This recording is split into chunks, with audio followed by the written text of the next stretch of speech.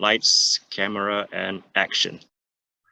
Greetings, this is Philip Zimbardo, Professor of Psychology, Emeritus at Stanford University, where I taught for more than 50 years.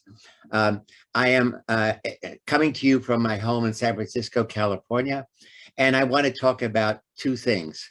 What are the most misconceptions that the public has about psychology? And then second part is, what is the value of modern psychology? So misconceptions are psychologists are like psychiatrists. That's wrong. Psychologists have a PhD degree in studying human behavior. Psychiatrists have a medical degree and they study mental illness and try to cure it. The second misconception is psychology is all about Freudian ideas, namely that adult behavior is influenced by unconscious childhood traumas. And that is, we don't buy that at all. Freudian psychology has very little influence in treatment or in understanding human behavior. The other misconception is that personality traits, that if we have certain kind of personality traits, they are the best predictor of what a person will do. That is a misconception. And what modern psychology and my own research shows is that it is the social situations that you're in, which is the best predictor of your behavior, not your personality. That's what I demonstrated in my Stanford Prison Experiment 50 years ago. And now what's important is, or adult behavior is simply the unfolding of childhood traumas. So again, the misconception is psychologists focus on the negative in human behavior. And modern psychology focuses on the positive, how to promote human well-being, how to build character. In treatment, we change negative behavior patterns by reframing, by what's called cognitive behavior modification. So let me give you an example. I did the first research on shyness among people in many different cultures, as well as America. And that's another part of modern psychology, is focusing on the impact of that culture has in shaping individual behavior. Has a bigger impact than childhood experiences. So in shyness,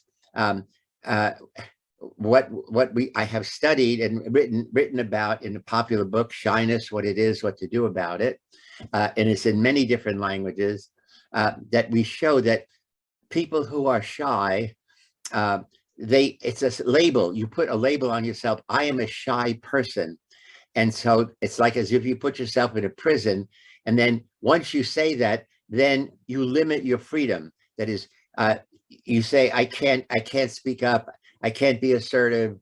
I can't say what I know. I have to always be in the background, never the foreground. And so I developed a shyness treatment to change that behavior. And so first, we show people who are shy, there are three problems. One is negative self-thoughts. So we say, I'm dumb, I'm stupid, I'm ugly, I'm too fat, I'm too skinny.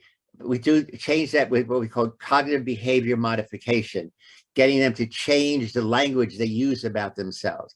Secondly, shy people can't speak up.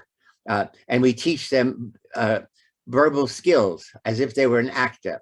And then third is shy people often, if they blush, they get overly anxious. And we teach them body regulation, how to regulate your mind, so how to relax. And when we do it in our shyness treatment center that I started at Stanford, it's in many places now around the world, we get 100% cure. That is, people are at the end of that, at the end of 8 weeks, they say, I am no longer shy. I can be outgoing. I can be forthright.